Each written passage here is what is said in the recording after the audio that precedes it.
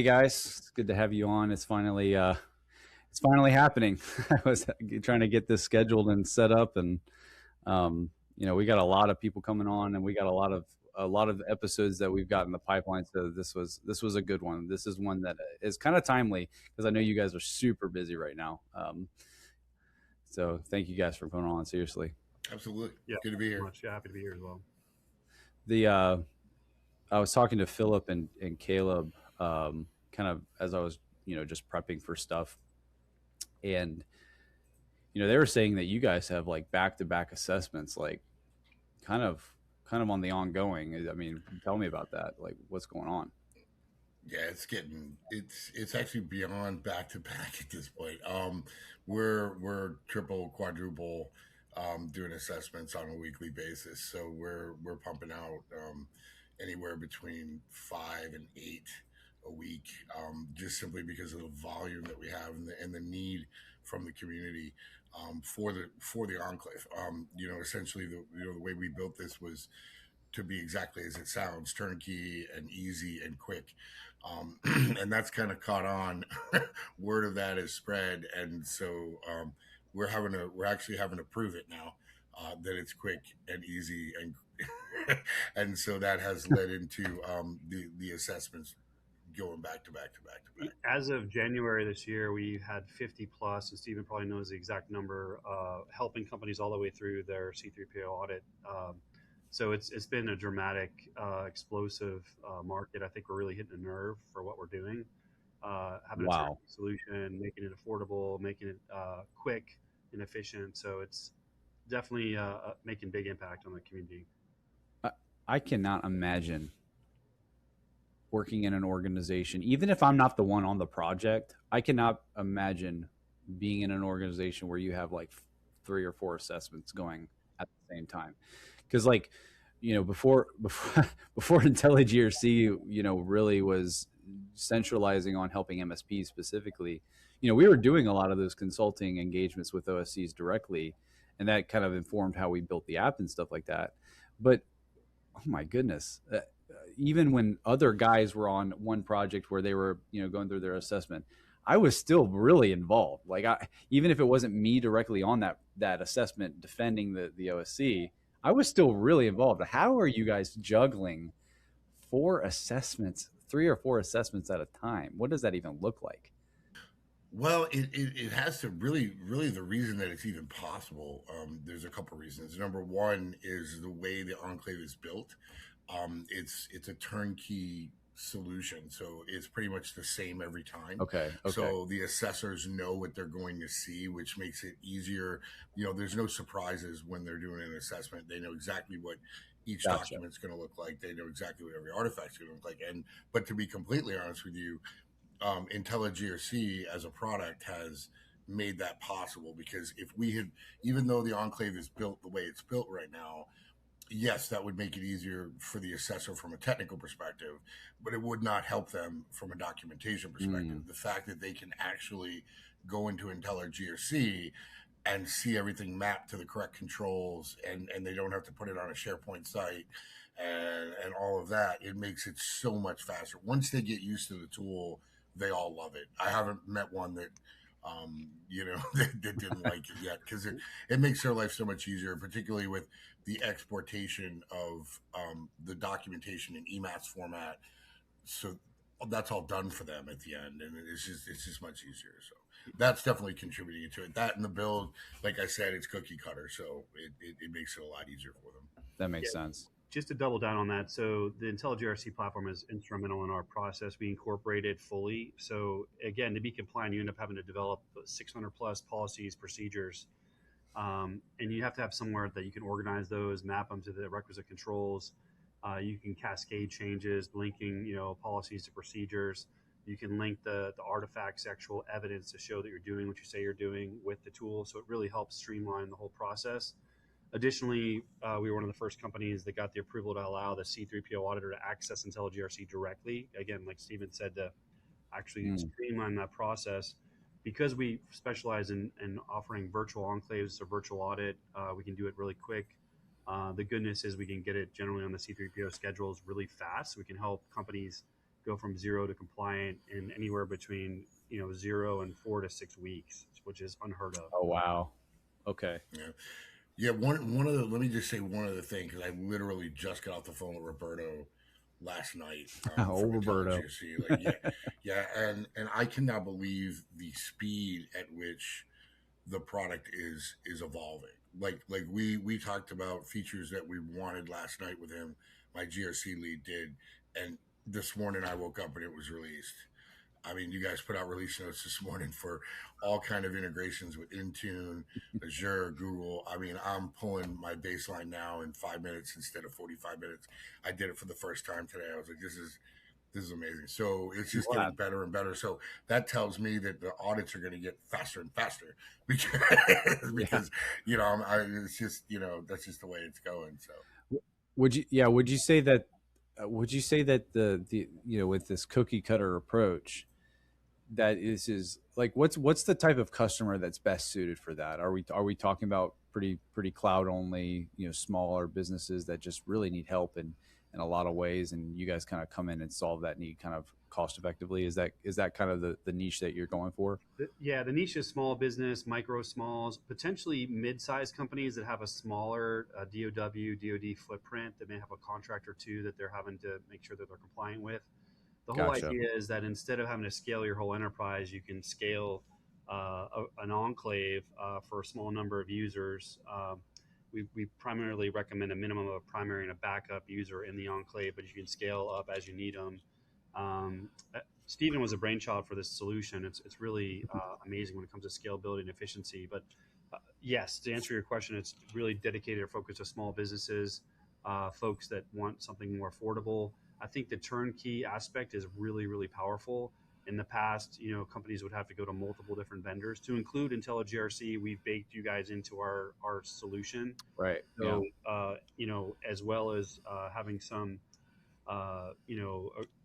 familiarity with some C3PO vendors. So we kind of bring it all together. Even when it comes to the audit, we're proxy for the client. So we're actually answering the questions on their behalf, which helps them get through the audit. Some of these questions are very nuanced, and there's gotchas, right? And we can make sure that we don't have any issues. There always is. For them. There's always something. It makes it a lot easier for them, and we're scratching a big itch for the community. That's good, man. I'm really glad to hear the feedback, because it's hard to make everyone happy, and but when you've got an MSP like yourself that's dealing with just so many people, we've got to make sure that we're serving as many people as possible with the priorities that we have on our roadmap. So that's really good to hear. Good feedback, and I appreciate the compliments to the app. That's really, we're really happy that it's working well. Well, again, I'm really happy to have you guys on, and I was hoping that like I try to do with all of these episodes, if you guys have gotten a chance to see any of them, I try to let people get to know the people that they're seeing maybe on LinkedIn and at different conferences that they might talk to, and different marketing that they might see. It builds a little bit of trust. So I was hoping if we could just give people your backgrounds, both of you guys, Jamie and Steve. Again, I really appreciate you coming on, and I think that if people could hear more about your background, maybe that would even promote even more trust with you guys, which I think the work that you guys are doing speaks a lot for itself. But here's just another opportunity for people to get to know you guys. So Jamie, let's start with you, and then Steve, if we could, and with you, just as much as you want to share. I like people going as personal and as unique hobbies and family life. I love all of that, but as much as you're willing to share. Yeah, no, happy to do it. So I'm probably the most unlikely CEO of a cybersecurity company there is. I'm showing my age here a little bit, but when I graduated college, there was no cybersecurity. There wasn't a degree. Frankly, it didn't really exist outside of the fringes of maybe cryptography or things like that. I grew up in a really unique setting that I actually, give a lot of credit to my family and upbringing. It sounds crazy because we do a lot of work with the Defense Industrial Base and DoD, DOW, but my parents and family were hippies. So we just traveled all over the world. It was very free form, different countries, languages, get kind of uprooted here, go there. Just kind of grew up all over the place, all over the world. But the goodness in that upbringing was like a focus on, really living life and solving problems and critical thinking. Kind of brought Hmm. up the mentality in our family, like, hey, are you learning? Are you growing? How are you handling yourself?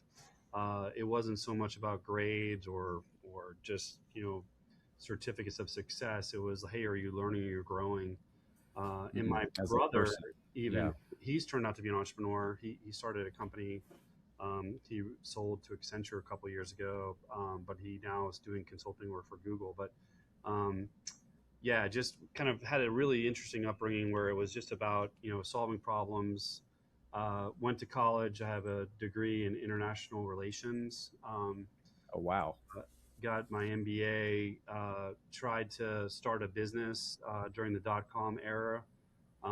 Really great story there around uh, it's hard to describe a lot of went down, but um, started a company and kind of grew it to a certain point, and then it appreciably collapsed when the dot bomb era hit. But I learned a lot of lessons and ended up working from there, spending about 10 plus years with Booz Allen Hamilton, and really learned the GovCon space. Really got exposed to cybersecurity, fell in love with the discipline, and learned the ins and outs, and felt like that was where I needed to be.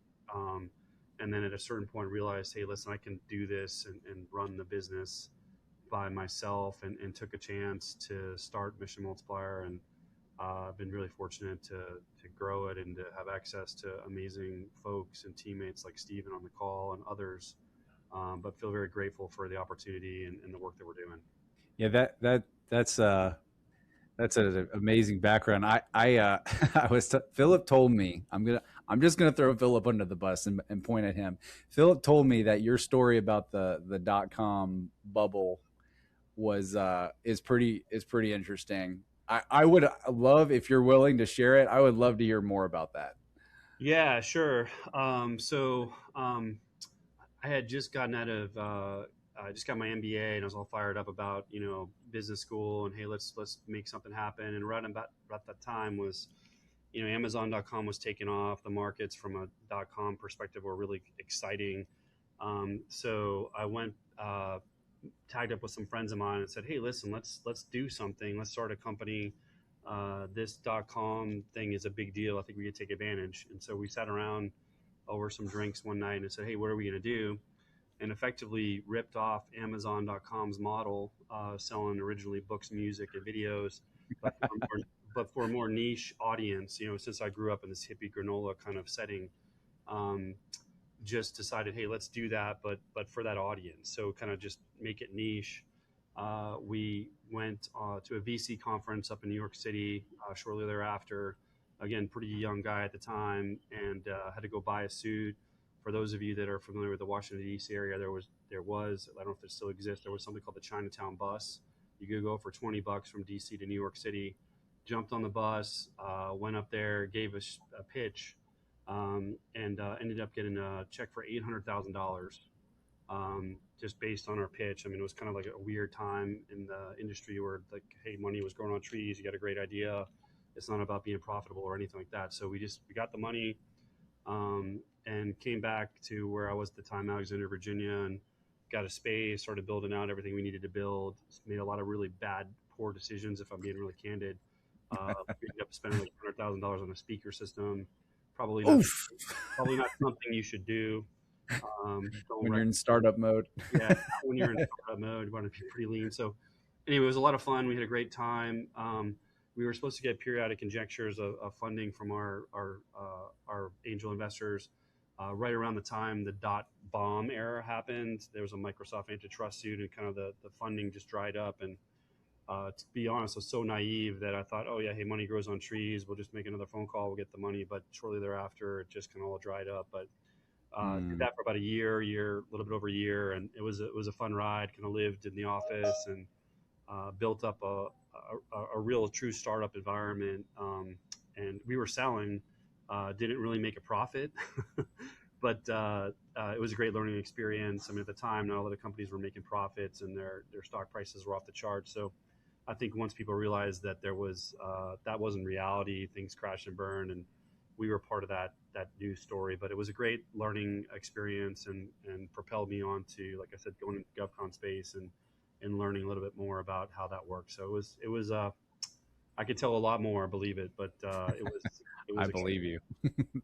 Sounds like the Wild West. You just shoot 100%. from the hip. Wow, that's awesome. Well, Steve, let's hear about your background. That's great, Jamie. Yeah, that's a pretty awesome story. Yeah, mine is the absolute complete opposite. It's my family were definitely not hippies. As a matter of fact, I grew up with my grandparents, so they adopted me when I was about 6 months old. So I grew up Oh with people wow. from the 30s. They were born in the 30s, so it was kind of getting raised by a different group of people. So there was a lot of emphasis on grades, unlike Jamie. A lot of emphasis on playing sports, a lot of emphasis on discipline, a lot of emphasis on those kind of things. Not a lot of emphasis on my well being.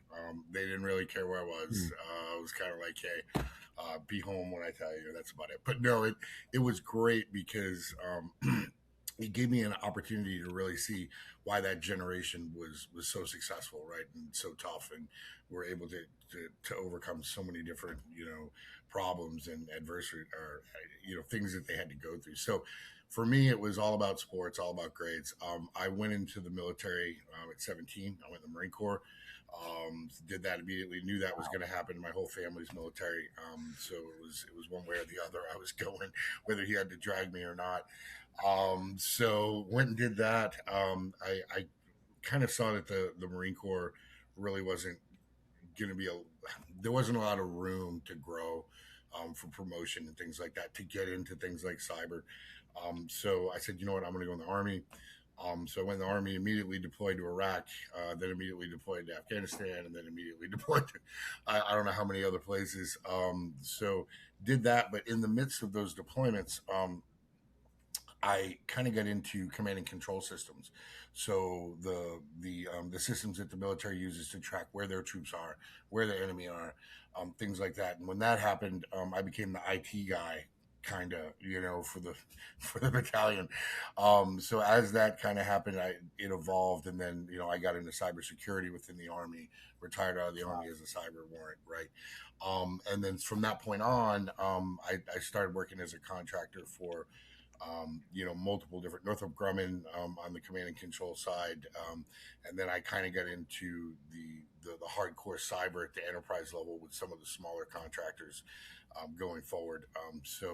And then I ended up at one point. I was vice president of IT, vice president of cyber, and a couple others for some smaller government contractors. And then decided that I just didn't want to manage anymore. I kind of wanted to go back to hands-on keyboard. I was kind of tired of having to track 300 people every day and whether or not they signed their timesheet, and Oh it just boy. wasn't for me, right? And so Oh boy. I did try my hand at being a CEO. I had my own company. We won a couple government contracts, but kind of similar to Jamie for different reasons. With Doge and everything that happened, it just didn't last. So I kind of sold those contracts out, sold the company, and ended up working for Jamie. And that was my. But I've been in cyber essentially 21 years, really as like a pen tester, offensive cyber, malware, reverse engineering, forensics. I have a PhD in crypto.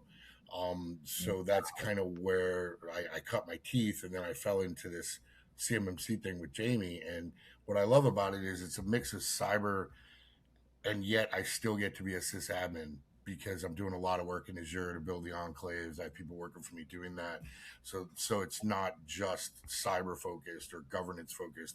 It's that plus I get to put my hands on a keyboard and solve Yeah. really complex sysadmin problems, which I've always been a sysadmin at heart. That's just what I'll be for the rest of my life. Now, I'm not really thrilled that I'm doing it in Microsoft. I'm a Linux guy, but You know, it is what the world is now. So, but yeah, you pulled so out Linux servers in Azure. There you go. No, I know, right? No, yeah. Yeah, don't even give me. I could talk for hours on boy, inferior operating systems. Hey, we got time, big dog.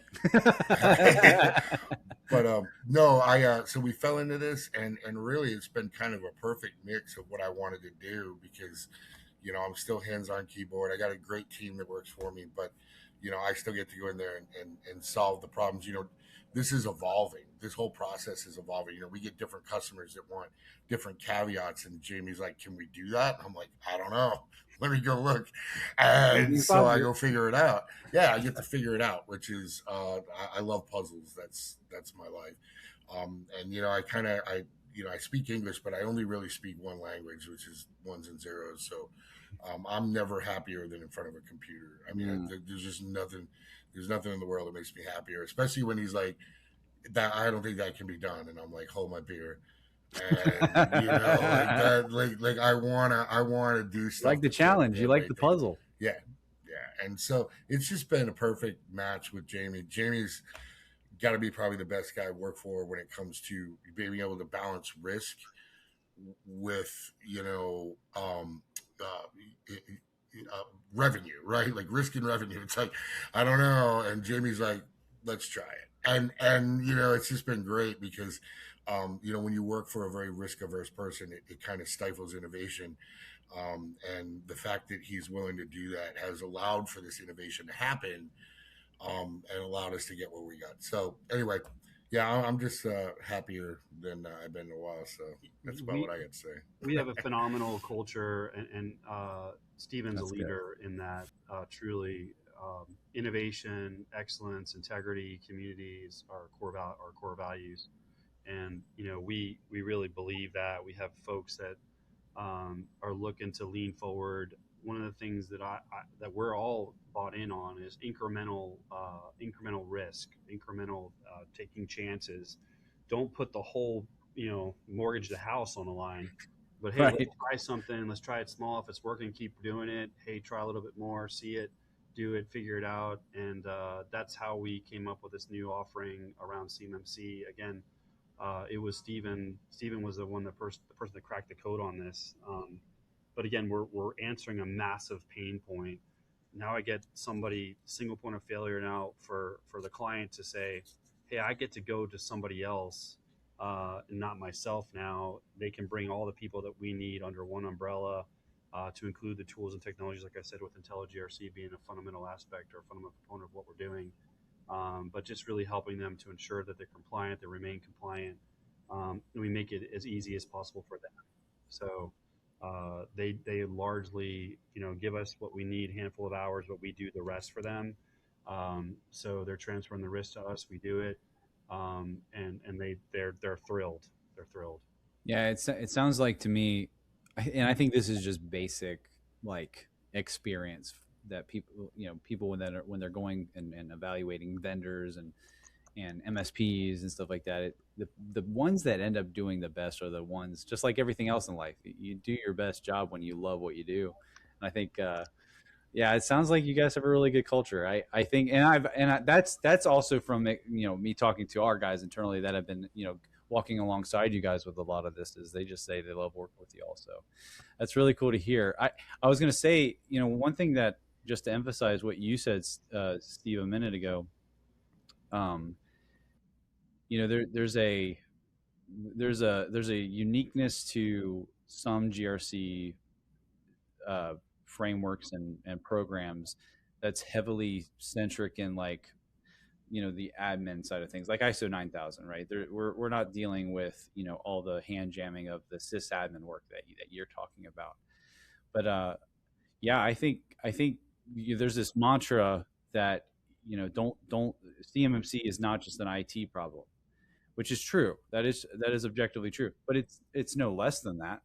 And I think we need to be reminded that it's, you know, you need to have good guys on your team that know what they're doing when it comes to the sysadmin stuff, and bring them on for the journey, because that's how you're going to implement CMMC well, is if you have people both on the leadership with buy-in and with GRC a GRC-esque disposition, and then you got those IT guys that know what they're doing and want to do it well. So I thought that was a good point. Yeah, I think a big takeaway is that a lot of the companies, they want to get there, but they're also appreciative and realize that, hey, I need somebody to help me maintain this.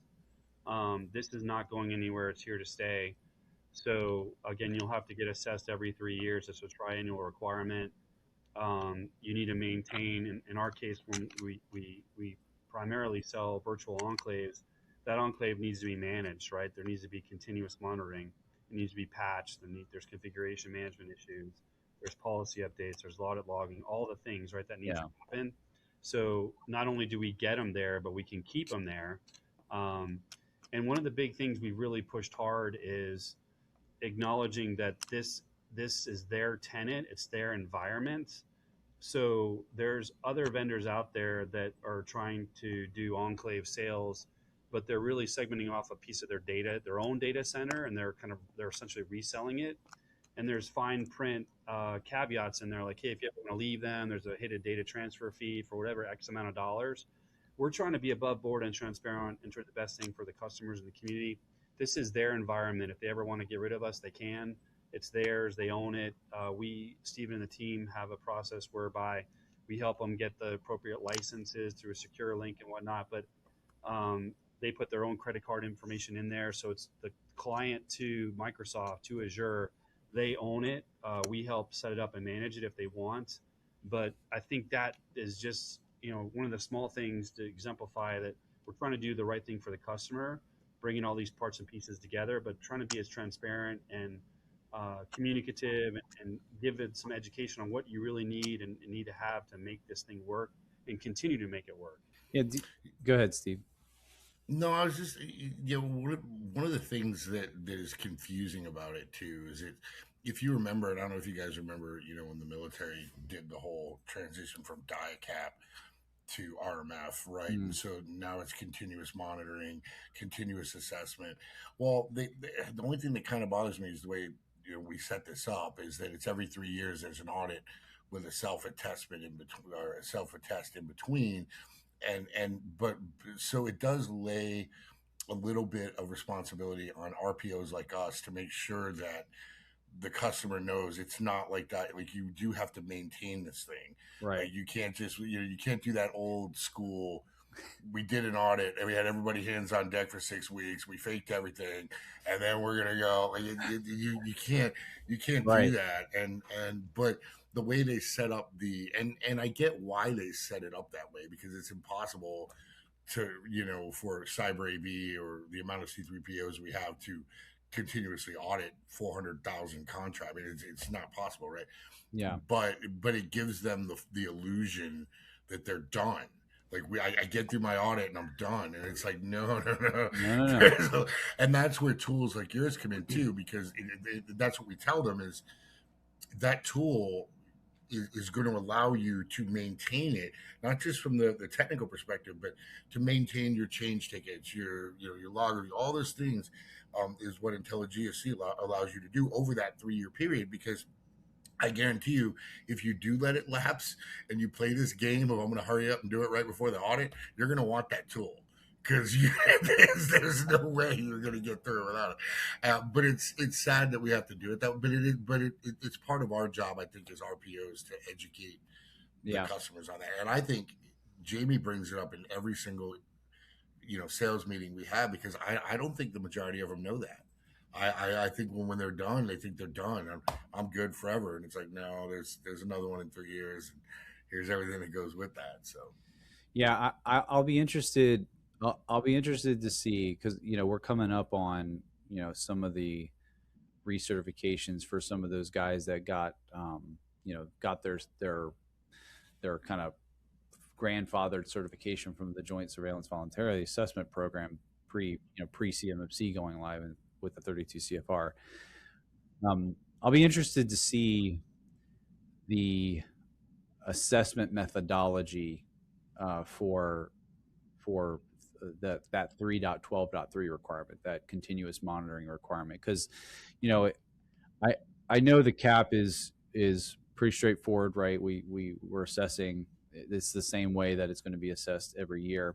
It's a point in time assessment for sure, right? So it's not like ISO 27001 or a SOC 2 report audit that they're looking for period of time based evidence, meaning you can show me that over the last year you've done your monthly review of whatever it is, your monthly access review or whatever it is. It's a point in time thing. So you have processes, procedures, and evidence that you have it right now in place. That's that 312.1, and then that's what the CMMC assessment is. But I'll be interested because when they come to 312.3, and a company said back in 2023 or 2024 that they had a ConMon program in place that had all these different tasks, right? And then they come to a company that kind of had that mentality that you're describing, maybe because of confusion or laziness or misunderstanding or even maybe maliciousness, whatever the case may be, and they come to the table when it's time for their true up of their assessment. Yep. And they don't got records that they did their ConMon activities over the last 3 years and over, especially with the 1 year self-assessments.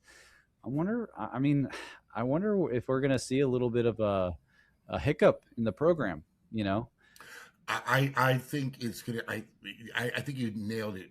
You nailed it exactly. I think what's going to end up happening for those customers who we don't educate or other people like us don't educate, I think what's going to happen is exactly what you said. That's how DIACAP got fixed. Was it's going to be, they're going to see it and they're going to be like, wow, this really isn't working. Like we need to revamp some of this. And so I see that, there's going to be some major changes to it after that first cycle. We're trying to get everybody through now. I think once we get the majority of those people through, I think when it comes up to that next 3-year audit, there's going to be some interesting changes happening. Because what happens, the whole reason the CMMC program is here is because people didn't do what they were supposed to do, that they were saying that they were doing, right, when they were attesting to compliance with the defrost clauses on their contracts. So what if it's like a bout of deja vu, and we come 3 years down the road from their certification, and they're like, well, now we need a program or a way to verify that not only are you ready for your 3-year triennial assessment, but you're keeping it going, and you're actually implementing your 312.3 requirement, which right now is part of a point in time assessment. And I get it. There's this, we got to understand that. These are not federal systems, right? These are non-federal systems. This is CUI, not classified data, right? So the risk is lower. So maybe they're just kind of accepting that risk. All I'm saying is I see a little bit of a hiccup coming. Maybe. Don't want to be negative, but I just see a concern. Well, I think, again, we're trying to do our part in educating the community. Right. So when we, as an advisor, as a registered provider organization, RPO, we're telling our clients, hey, you have to do the continuous monitoring.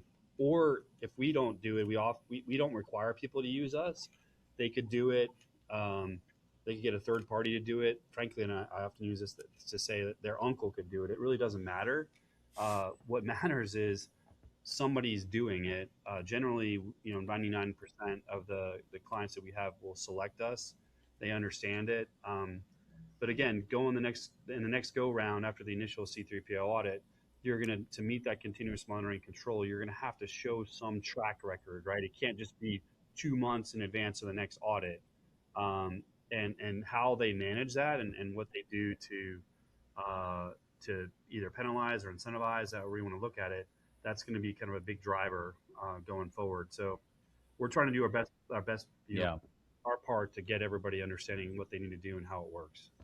Yeah, that's a big piece of this for me and that's why I'm kind of on the Telly's side, just trying to be consistent. We have a whole marketing team now that one of our drivers is not just trying to get people to go with IntelliGRC, but have knowledge sharing as part of that effort, because at the end of the day, we've seen how hard it is to get people on board with the requirements that they have in front, and how long it takes for that knowledge to spread to who it needs to go to. We're still getting questions about what the heck is DFAR 7012, and we still get that stuff. So it's one of those with the farce UI rule, whenever that comes, and the GSA changes, I was talking about in my last episode that I recorded and on the podcast. There's all the GSA things that are coming down the pipe. I mean, we've got a lot that people are going to be, looking at squirrels in the trees, not knowing what's going on, and we just got to keep promoting it. So I agree with you, just trying to educate, what else can you do?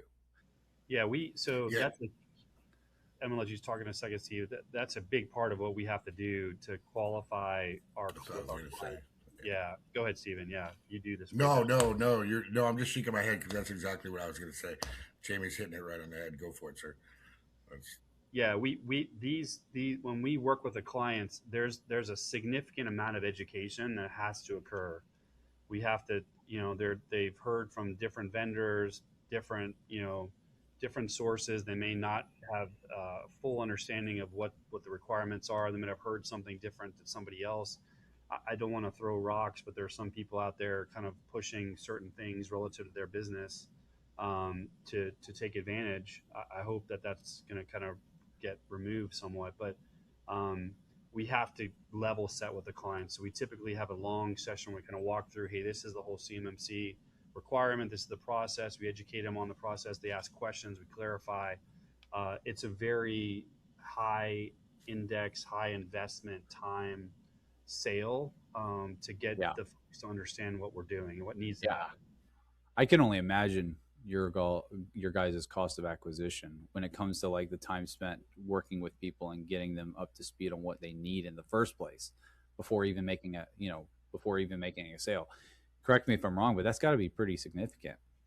Yeah. So we out of the gate, we kind of had to figure that out real time. So I'm sure. Yeah, we had some initial conversations. We sent out like some proposals, and then we quickly realized that, hey, we have to have a big conversation before they even see a proposal. So we realized we need to have at least an hour and a half session to get them to understand exactly what the approach is, what CMMC requirements are, just to kind of validate kind of a baseline level. Some of those conversations can go faster depending upon the level of understanding of the client, but generally we have to educate them first.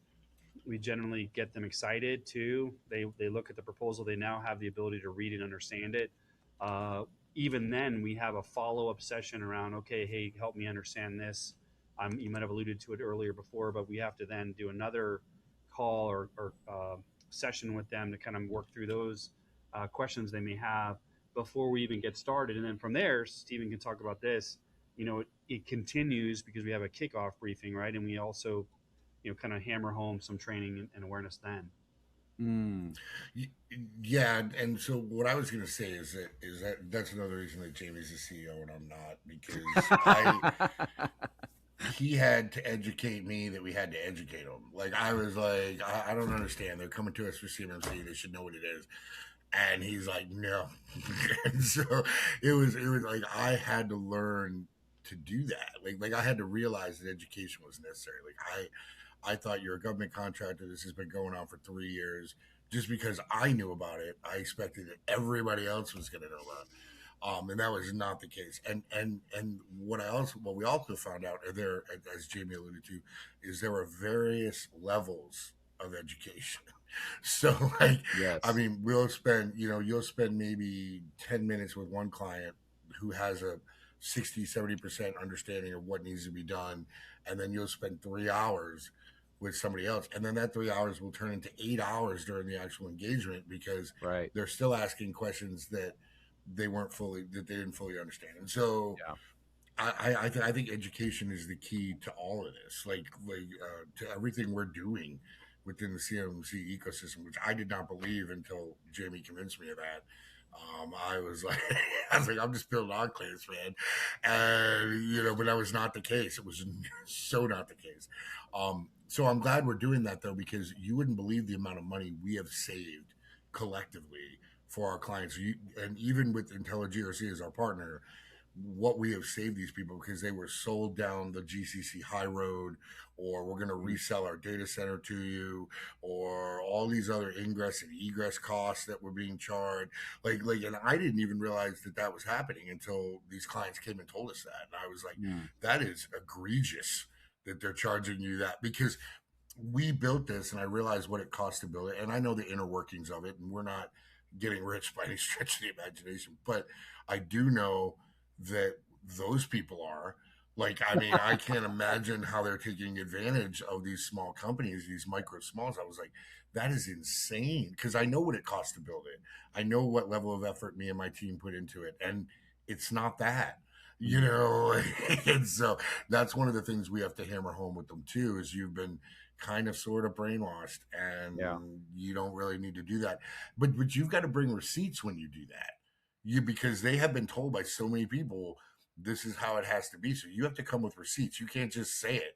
And so that's something that Jamie and I have had to do too, is how do we bring those receipts? How do we prove it? And so, but I'll let Jamie, kind of follow up on that one. Yeah, Stephen, spot on. I've been, both humbled and just appalled by, we've had a number of companies. We've had a number of companies that have come to us, and I'm again not going to throw rocks, but they've been working with other vendors, and they're like, "Hey, Jamie, Stephen, I'm not very confident we're going to pass our C3PO. I don't know what's happening. Things are just off the rails." And the sad part is, they're like, "Hey, we got, we believe 80% through this process. We don't, but we're just not sure it's going to work." But they come to us to hear about our approach and what we can do, and they end up having to throw away their effort, because candidly it would cost us and take more time if we try to kind of salvage it and try to figure out what they did well or not, what's the veracity of the data, all this stuff, right? It becomes a bigger issue, that it's more easy to start from scratch. So we've had a lot of companies that have had to redo it and work with us to get there, and we've been, again, I've been thankful and grateful we've been able to get them there. I just, unfortunately, they had to spend more than they probably should. One of the biggest things that's humbling is just the amazing positive feedback and just the feedback we get from the customers on how we help them in this process.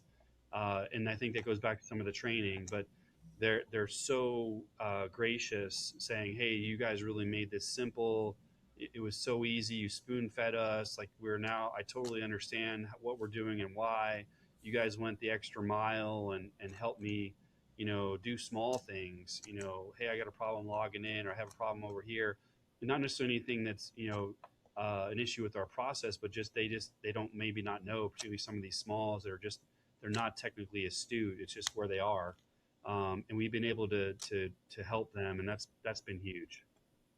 Yeah, and I'll give you a perfect example of that. And I'll give you a perfect example of not only our tool, but what IntelliGRC did for one of our smalls the other day. They were bidding a job after we got done with the engagement, and we were just about to wrap up the engagement. As a matter of fact, they just got certified.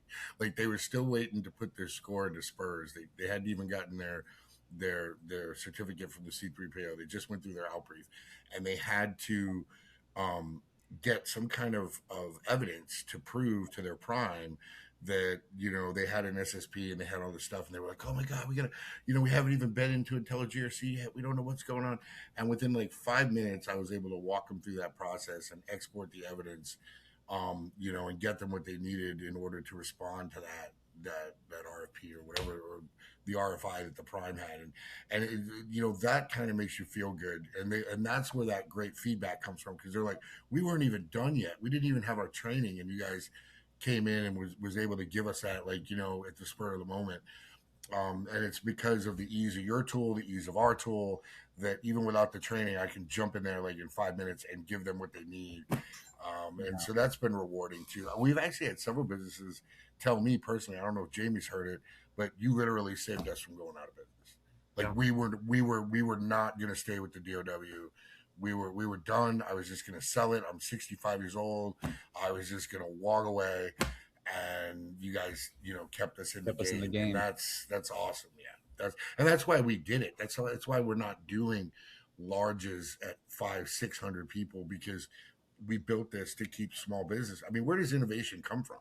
It doesn't really come from those largest. The largest by the small who had the innovation, right? And so the small businesses is what keeps us moving forward as an industry. And so less red tape. You got to keep them in the game. Yeah. Here's something really amazing too. Just the convergence. This is when you know you're doing good things, right? Good things start happening all around. But so we're helping these numerous clients with their CMMC compliance. We're cyber experts. They're in the defense industrial base community going after DOW contracts. That's also our primary line of business is, going after prime sub relationships with the government, going after contract work where there's a need for cyber. So what's happening is we're also building a network of companies that we can team and partner with because we're showing them and giving them fidelity and confidence in our ability to help them be compliant. But then they're also saying, hey, these guys are really great and they know cyber. We need to pull them into other opportunities on the GovCon side when we're going after DOW work. So everything there's this massive synergy. We're doing good work. We're making everybody happy. And they're bringing us and now reaching out to us, say, hey, listen, we'd love to pull you into other opportunities and pursuits on the GovCon. Not just GovCon, Jamie, but MSP. So we've actually run into situations where we because part of our pitch is essentially, hey, this enclave is completely separate from your commercial environment. You can do whatever you want over there. You don't have to rip or replace. You don't have to bring your whole enterprise. Right. Yeah. It's built for that. You can bring your enterprise over when you win that $40 million contract. It's ready to go, but you don't have to. Well, what's ended up happening, not only are they pulling us into GovCon, but they're saying, you guys did such a great job with this enclave. Our MSP is terrible. Can you just take over our commercial MSP work too at the same time? And we're like, and so that had me and Jamie had to think about it. Like, did we want to? Like, I guess we will. I guess. Now we're commercial MSP that we had no intentions of doing 6 months ago. Like, and so now we're doing that work for them too. And it's you guys were solely focused on GovCon on GovCon MSP work. It wasn't. You guys weren't an MSP that was doing commercial work before, and it just so happened that you saw the need and started moving that direction too. Wow. Yeah. Okay. 100%. We literally did this for ourselves. Jamie came to me and said, I'm not spending $200,000 on CMMC, figure it out. And so I built this for us, and we passed one of the first enclave audits. And so then Jamie's like, we should do this for our friends, like our teaming partners. And I was like, yeah, that's a good idea. Because then we can just say we're an all CMMC level 2 team or whatever, right? Yeah. To be so we started doing that. And then, I don't know, Jamie's just really charismatic. It just exploded from there. I don't know. Well, yeah, truly it's the result of all the amazing effort and the team and Stephen's leadership.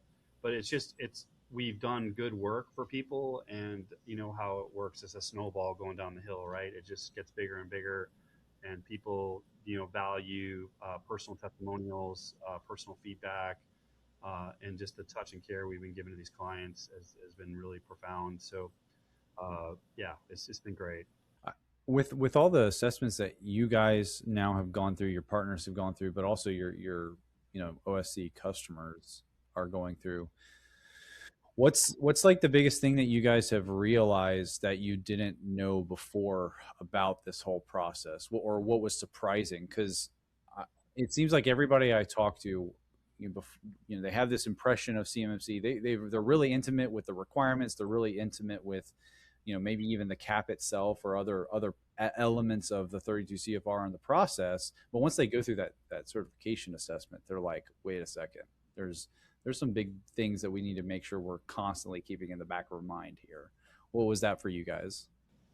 Go ahead, Jamie. You got any? Yeah, I have some thoughts. So everybody does. Yeah, 100%. Yeah. I mean, I think there's just a lot of misunderstanding out there still. Like fundamentally, when we released this initially, hey, there's an enclave approach. There was still a lot of people out there. I think it's changing quickly, but they didn't even think enclave was an option. They didn't think that was even something they could do, believe it or not. So, wow. And we were one of the first, there's a couple of years now, like Stephen said, to get our audit on an enclave, and our C3PO at the time said, hey, we've never done one before. So like, it's still relatively new. That was something we've had to educate and tell people about. Um, I think some of the other challenges that we learned is getting that there's still a lot of misinformation around whether you can get away with GCC versus GCC high. Oh my goodness, There's it's been a all the time. massive, in my mind, misunderstanding there. You only need GCC high if you have ITAR compliance. Numerous, if not nearly all, prospective customers come to us and say, "Oh, hey, I need the GCC high," and I'm like, "Do you really?" And then we do, "Are you ITAR?" And they're like, "No." Are you planning to get ITAR? No. And they're like, "You don't need it." So that's just been a prevailing sentiment that we've had to kind of educate and inform. I think some of the other issues that that we've learned is working with Microsoft and actually getting the GCC license has been It's so fun. fun. It's Yeah, so fun, isn't it? yeah. Stephen can talk more about Yeah. Yeah. Go ahead, Steve. Between Microsoft and the CSPs, I have PTSD. I wake up screaming like, because I can't remember if I got the licenses or what stage it's in, because there's like 37 different stages. And then this week trials don't work. Next week you can't, the You have to CSP refill can't out get the that license. eligibility form. Oh my God, like 12 times because the partner ID didn't go through. Like, I mean, so you have to build that. You have to build that into your process. Like it's almost to the point where we're talking about hiring somebody just to deal with that Microsoft. coordination with Microsoft and the CSP, because it takes half my day. It takes my team, like half my team's day. But I'll give you a few other things that I think are kind of interesting that I didn't realize. I actually thought, coming from a DoD background and securing SIPR, JWICs, stuff way above CY, right? Yeah. I thought this would just be easy. I really thought I would blow right through this. Like, I was like, this is nothing. The first time doing it, it felt like getting, like, when we did our audit, it felt like getting tackled by a football team. It was me and 5 auditors in a room, and they just kept asking questions, and they were firing them like left and right. And I'm like, I thought it was going to be a pretty chill audit, because I did such a great job. And actually, it did end up going well because the technical was so locked down. Yeah. But I didn't realize the nuances that each assessor has. So, like, this guy thought, no, that's okay to use Windows Hello because technically it says this. And this guy's like, no, it isn't. And then one guy's like, well, you have to sign your procedures. And I'm like, no, you don't. Like, where would you? And the other guy's like, no, he doesn't. And they're having like offline conversations. So what that told me was, it's still pretty much, there's no standardization as to how a C3PO assesses, which means you've got to be ready for everything. You have to be ready for everything. And so that made it not easy. I thought it was going to be easy. It was not. And I tell our clients that too. Like, I know you think they've told you you're just going to go into this thing and it's going to be like an ISO audit and it's going to be a check in the box. It's not. It's a true audit. They don't tell you how to fix it. They don't tell you anything. They just say you pass or fail. And I was like, you really have to have that experience to get through it, which to me was, it just, like I said, it blew me away, coming from like SIPR and JWICs and stuff where, we had hemp doors and just like crazy amounts of stuff. But it was, I would argue it was one of the harder assessments I've ever been. Well, and that is such an interesting take, because you're 100% right. I've seen the spectrum myself. It is supposed to be an assessment. It is not supposed to be an audit. This is not supposed to be we're going to come in because we think you're doing something wrong, and so we're going to tear you apart until we find what it is that's wrong. That is not the disposition that assessors are supposed to have. And so I've been on a lot of assessments that have the right disposition, and it's kind of like what Toby Musser from M&S said. I had him on, and the general disposition is you don't really look at the negative until you see something that you can't deny that's negative. Right. And because this is an assessment, this is you're trying to just find adequate and sufficient evidence. This is why the scoring for the CMMC scoring table and the DoD assessment methodology assumes that you start with a 110 and subtracts from there. It's not you start with a nothing and add from there. So it's like, it's so interesting that I keep hearing, this is my theme that's in my head for all of this is I keep hearing there's still a little bit of a shifting table, and there's still a little bit of a variance in the community, because like what you just said is exactly the experience that I keep having. You have some people over here that say mine was a breeze. Mine was a breeze. And there were things that we were not so sure were going to work out well. And it still went, voila, fine. And then you have guys like you that mentioned that, that first one that you guys went through, which I think I know some of the details on. We don't need to share any of the specifics, but right. I heard about that. And I was just like, are you serious? And again, I'm not going to go into who or what or when, but we literally had to fly a guy home that was on vacation. Or we had to get him on a phone that was like in another country because they didn't think he existed.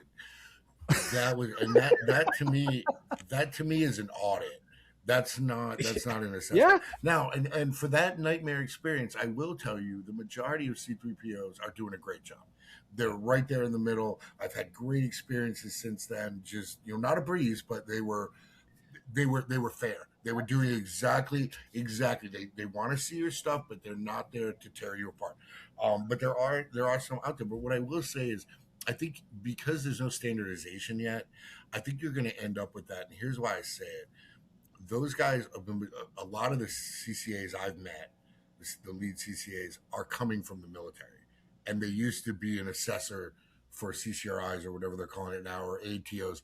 And so it's a different mentality. I think it takes anybody just coming out of the military, just shifting to civilian life, no matter what your job was, takes some time. But if you're an assessor in the military and then you're going to become an assessor for CMMC, I think it may take a little more time for them to kind of understand it's an assessment, not an audit. But again, I think it's getting better as time goes forward. But that was one thing that just threw me for a loop. I thought it was just going to be a breeze, and it was not. And the reason I do that, and I don't tell our clients that to scare them. I tell them that because I don't want them thinking they're just going to throw some stuff on a piece of paper. Right. And you need to take it seriously. Right. You need to Yep. 100%. What do you think, Jamie? Yeah. I mean, I'll be honest. I think it's still the wild, wild west right now. The different auditors have different perspectives. I think it's getting better, like Steven said, and hopefully it gets quickly better. It's going to be interesting to see. There's more and more people that are trying to become C3PAOs. So as there's more, is there going to be more differentiation, or is there more norming? Time will tell. But like Steven said, there's a lot of great auditors or assessors out there, I should say. So they're doing a good job. It's just it's going to be important for the cyber AB and the community to make sure that we have as much standardization as possible. And I will say to give the cyber AB some credit, for our listeners especially, don't take us talking about these anecdotal experiences as us trying to throw shade on the program. No. The cyber, to give the cyber AB some credit, they do have these committees that have now been stood up for different aspects of the program to help provide some consistency. So for example, there's going to be there's a committee on how scenarios and requirements applied to different scenarios are interpreted, and because they used to have that. I don't know if you guys remember this, but there's this website called the C3PO Stakeholder Forum. It was like it was a website where you could go see. They kind of got together. It wasn't an official site, but it was like they came together and they were like, okay, we are all going to agree. Those of us who are kind of together on this are all going to agree that this is how we view these scenarios. So I think it's going to be something similar than that, and hopefully definitionally more official, which is they're to your point, and I definitely want to foot stomp this, because definitely don't take again, this is something that's evolved from 2 years ago. The cyber AB, they're not only standing up committees, but they're focusing specifically on what we're talking about here, standardization.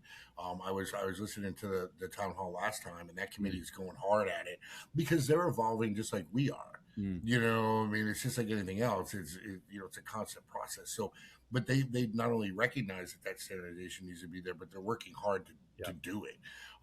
So they're definitely getting there. And again, I've seen it. I mean, that was 2 years ago. I've seen a drastic change in standardization across the multiple C3PAOs we use. They're all kind of assessing the same way. So I don't know if they're getting together themselves or if that's a light on CyberAB's efforts, but they're definitely looking at things the same for the most part. Over the last year or so, definitely. Do you guys tend to recommend kind of the same C3POs to your clients? Like you have a set that you kind of trust and point them in that direction? Yeah, Is that how you guys are working? we do. We have a small group of C3POs we like to work with. I think it benefits the client as well, because you want to make sure that they know us. We have somewhat of a relationship, or at least know each other. It's a little bit smoother that way. So we try to, again, it's not, we don't just go to one, we go to a small grouping, but we give the clients the option to kind of get some quotes. It's obviously an independent situation where we recommend these folks, go talk to them, sign a contract, and kind of go. Yeah. Yeah, and I think it's important to recognize why we do that. It's not necessarily because they do more of our enclaves or anything like that. One of the main things we've seen with our speed, we're very quick. We get this done in a 2 to 3 week time frame, and because of that, certain auditors kind of fall into our favorite, not because of how they do an assessment or anything like that, but more because like their invoicing is faster. So they have a faster invoicing process. Operationally they're just they fit our model more, at that level of speed. Some of the larger ones, just like any other larger corporation, take longer to send out invoices, and by the time that happens, I'm having to push audits out, or something like that. So that plays a lot into our choices too.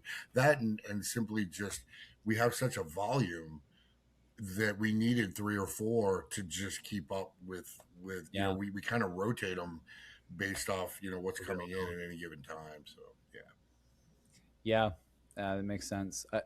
I wanted to ask, just to shift gears just a tad here. With that volume that you're just talking about, one of the things I really do like to ask MSPs, just because I think it's helpful for anybody, especially an MSP listening, leadership from an MSP listening, is, what are the types of employees? Like, what are the types of people that make you guys successful in this particular niche that you're kind of trying to fit? Because I know that efficiency is a big part of this. It's big part of every MSP. You've got your numbers that you've got to meet. You've got your quotas. You got food to put on people's tables. So I get that element of it. But have you discovered that there's a unique type of employee, their background? What is it that makes a successful MSP staff member that supports what you guys are doing specifically? So I mean, Stephen is the gold standard here. It truly, I mean, I think it's it's core values, right? So, yeah. But it's folks that have a high level of integrity, commitment. They're going to move the speed of business. The reality is, I'm not trying to throw rocks, but like some of the folks, in GovCon space may move a little bit slower. There's a steady state kind of approach. We can't afford that. We have to move fast. We have to be aggressive, smart, but we got to lean forward. Try to move as fast. We're operating on SLAs, right? We got to. Part of our value proposition is speed, efficiency, lower cost. Lower cost is obviously tied to our ability to do it faster and better. So we have to have the folks that buy into that are going to push hard. They're going to work when they need to work, and feel like they're part of a team moving in the same direction. Yeah, and from the technical side and the GRC side, what I've found is what Jamie's saying. So this ebbs and flows. It just does.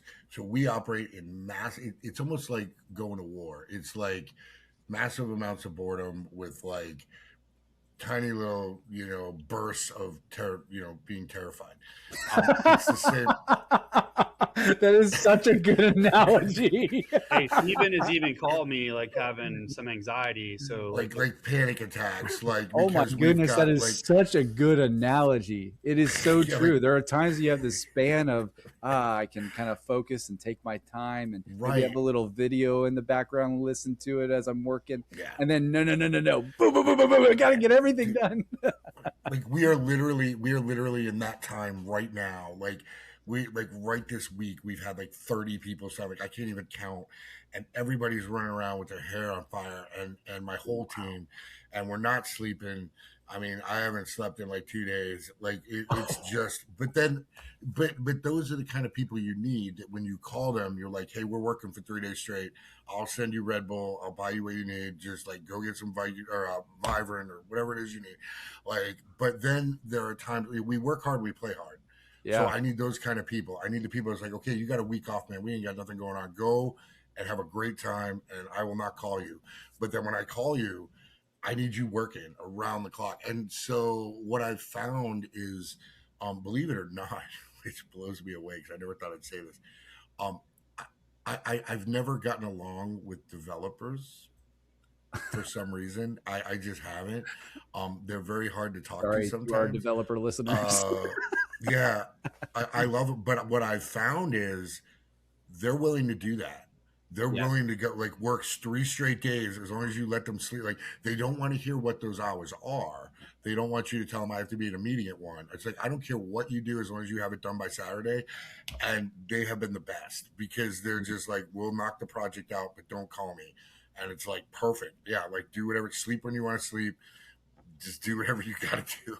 And they've been amazing at this, if they have a development background or that's how they kind of grew up, like at VMware or EMC or something like that. They seem to be doing the best in this type of environment, at least on my side of the house. It's all about passion. I mean, the people that are just passionate about what they're doing, that want to get it done, they feel a sense of ownership. They feel they enjoy a challenge. Again, it's finding the right person, the right breed of person. And it's hard. They're hard to find. I'm not going to lie. But they're out there and they're looking for this type of environment, right? They want an environment where all, lock in arms. We're going to work hard together. We're going to build something. We're going to build something that's lasting. We're going to help make positive impact to the client and the mission. And that's what it's all about. I mean, right. But you also have that, from, Jamie's talking at that, the up here level, the management level, but at the strategic level down here, they really enjoy. And I think Jamie has created an environment where there's no set hour. It's not like, I have set hours because I have to meet with customers and stuff. My team doesn't. Right. So they're able to work when they want to work. They're able to, as long as they can make a deadline, Jamie allows that flexibility. I allow that flexibility. And it's great to find those people. It's fantastic because they are willing to work. They may not want to go to an office from 9 to 5, but they'll work their heart out, at the hours that they want to work. And so, we've just been lucky to find those people. And it's really worked out well. So, yeah, I might get myself in trouble here, but so pardon me. But for me, it kind of sounds like the best people for this are people who aren't entitled. People who, when they come on board, they realize they're getting a paycheck to do a job. And when they get tasked with something, they feel like it's their obligation to do it. That I didn't earn my paycheck if I don't get this done, which is the opposite of what, I'm just going to shoot straight, the opposite of what it feels like a lot of our culture kind of represents. Is people come and feel entitled as if, by just default, I deserve where I'm at. I deserve it. And no, that's the opposite of merit. That's the opposite of earning it. And earning it, the people who earn it are the people who earn it, if that makes sense.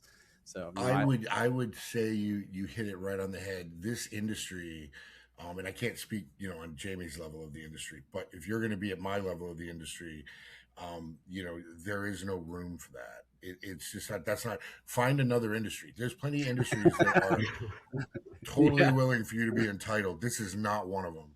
Wow. We work hard. We play hard. Yeah, I mean, do me a favor. Don't go to school for this. Go to school for something else. Like, because you're not going to be happy. Yeah, because you're just not. And if you're not willing to stay up 2 days to get something done, you're not going to be happy. It's just, but I love doing it. Like everybody I know loves doing it. It's almost like I miss Jolt Cola because that was a big help. Jolt and I don't remember what the other ridiculous caffeine soda was, but I just drink Celsius. I drink these bad boys. I don't know if you guys have tried those. Yeah, they're really good for my heart. Really good for this heart of mine. I was going to take a picture of my fridge. I have 2 cases of the orange 0-calorie Monster. Oh yeah. So I do 8 of those a day. We have a guy on our team. His name is Jimmy. Oh my gosh. He gets some drink. I don't even know what the name of it is, but he has to go to Canada, to get whatever. And it's illegal in the it's illegal from caffeine, whatever. So, because I was like, where are you getting this stuff? I've never seen this before. He's, they go hardcore at Mission Multiplier.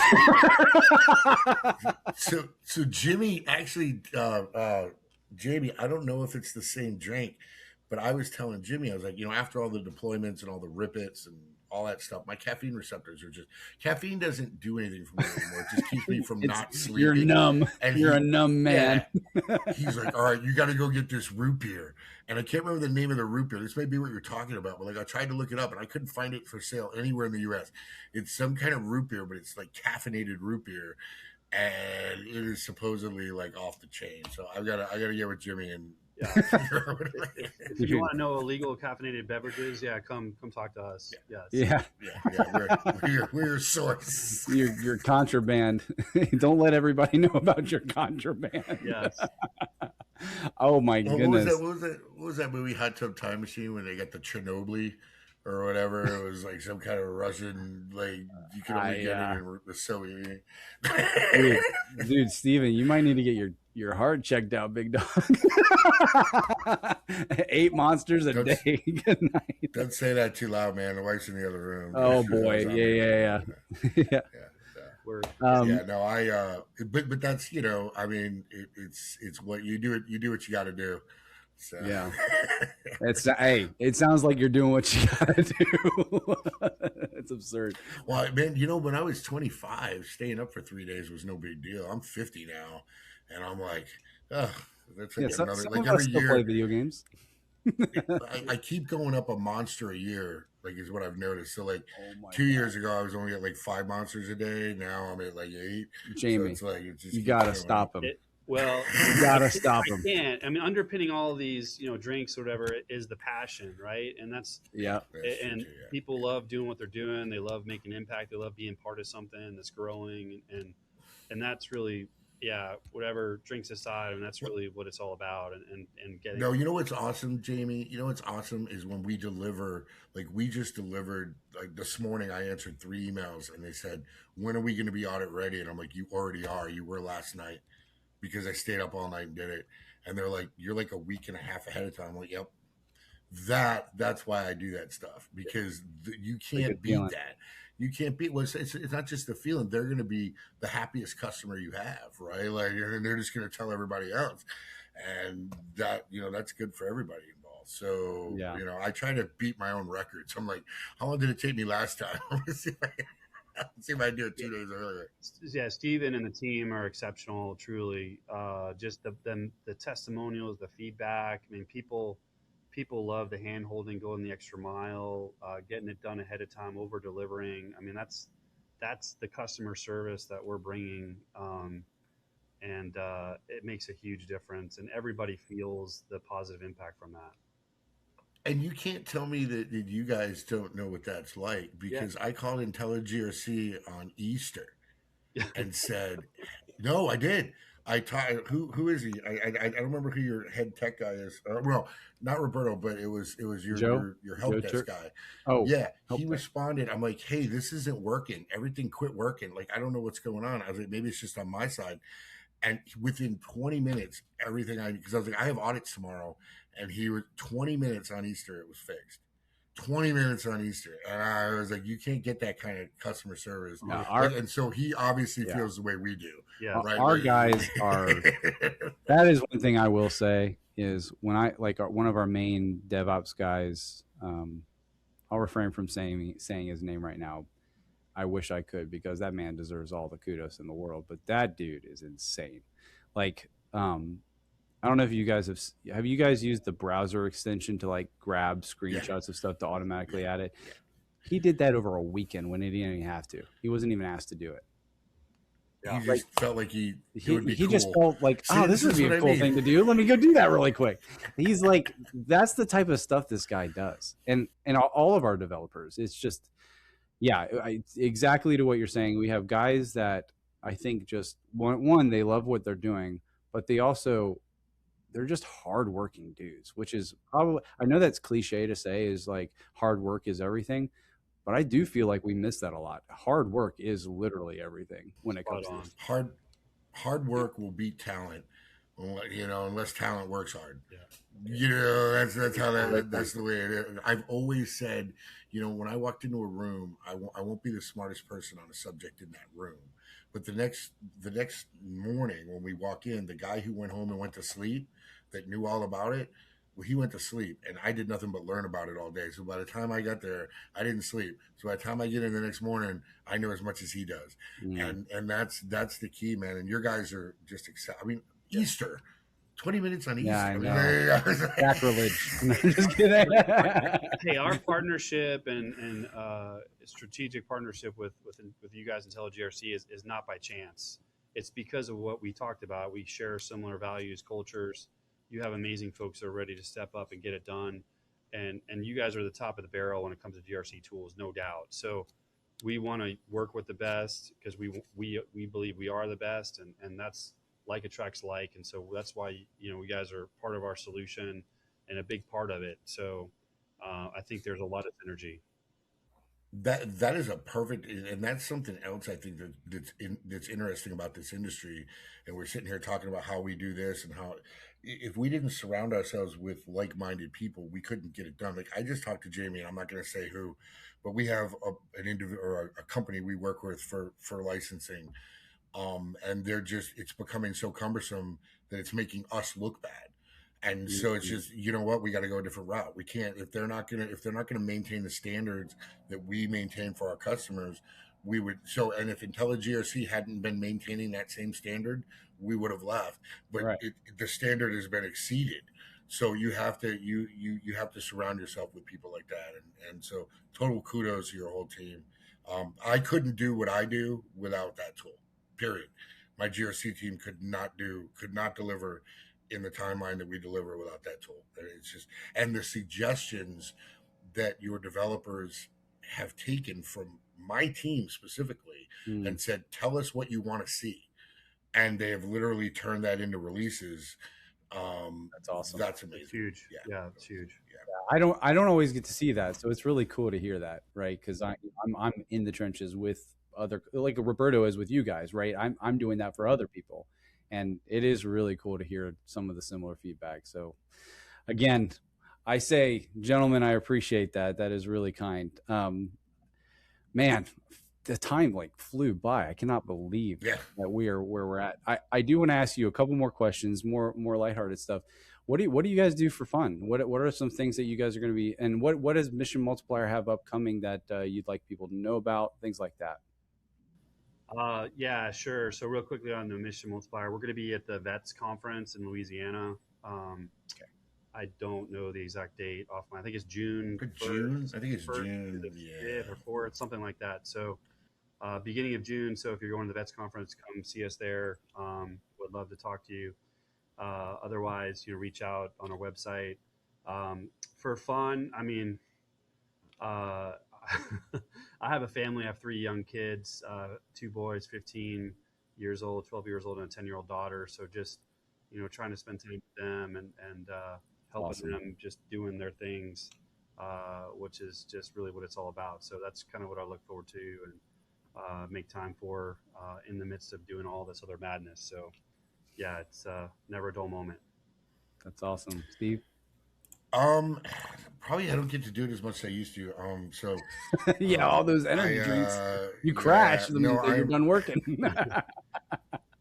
So I used to be a competitive powerlifter, and then I kind of got into strongman, and so I was hoping to do like the strongman, the masters this year, but I think we've been so busy it may have to wait till next year. I think if it goes more in a couple more years, then I'll probably give it up. But I think I got a few more years in me, so if I get a chance, I train for those kind of things. So that's what I like to do. Do you have like a home gym, or do you have no, I used to. Yeah, I had one up at the ranch in Maine, but we sold the ranch. So my house now is just not big enough. But yeah, it's like 20 minutes away, which makes it hard too, because it's like I kind of live out in the country. So it's like, do I go to the gym or do I build this tenant?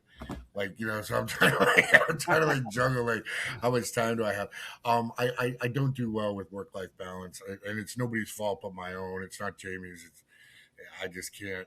I'll be at the gym thinking about it, and so like I have to get, like, I almost have to finish something. Like if I accomplish a tenant, then okay, I'm at a stopping point. Now I can go to the gym, right? But until that happens, You're like one-track mind. It sounds like type A person, one-track mind. Got to get this done, or I'll be miserable. Yeah, if I so I put everything on a calendar every day. Like even my reminders to Jamie, like I'll put it on like a reminder thing. And like I will drive him nuts. I will drive him nuts. I'm like, did you do that? As a matter of fact, he just mentioned vets, and I just emailed him, hey, did you book our hotels? While we're talking here. While we were talking, I just emailed him that. Yeah. But no, I have away on that keyboard. I have to click off the calendar items, or I can't sleep. Like I have it all has to be cleared off or moved to the next day. So yeah, Jamie, you got a killer, bro. Yeah, you got a killer. Yeah, it's amazing. Really great. Great culture. Just humbled that Steven is part of this. Great leader, and just it's been terrific. And I'm excited to see where things go. I think things are just taking off, like I said, and got a great culture, and super grateful to collaborate with IntelliGRC. You guys match our culture to the T, and amazing folks like yourself that are part of this. And we couldn't do it alone. Anything in life that's worthwhile doing, you have to have partners, and having a strong partnership with IntelliGRC is incredibly meaningful and impactful. Yeah, and I'm hoping, Steven, we're kind of cranking up our own podcast. I haven't had a chance to do it, but I've got all the studio ready, and get all that done. And so I'm hoping you could come on and kind of talk more about your side of the house and how GRC plays into this. So we'll definitely let you know when we're up and ready. So yeah, where are you guys based out of again? Like, where would this studio be? I would love to. I mean, I'm willing to go anywhere. My wife, though, I will say, my wife is pregnant with our 4th and 5th. And so I am preparing for that. Congrats. But once we have some recovery time after that, ship me to Alaska. I don't care. I'll go. So we'll probably be doing it in Huntsville. Most likely. Cool. That's where, because it's going to be a mobile studio. So I may do some out of the house, but a lot of it will probably come out of Huntsville. So. Gotcha. Yeah. Awesome. Yeah. So come to Huntsville, Alabama. It's a fun place. I hear that's where that's where Philip and Caleb and all those guys are at. Yeah, we call it Hunts Vegas. Hunts Vegas.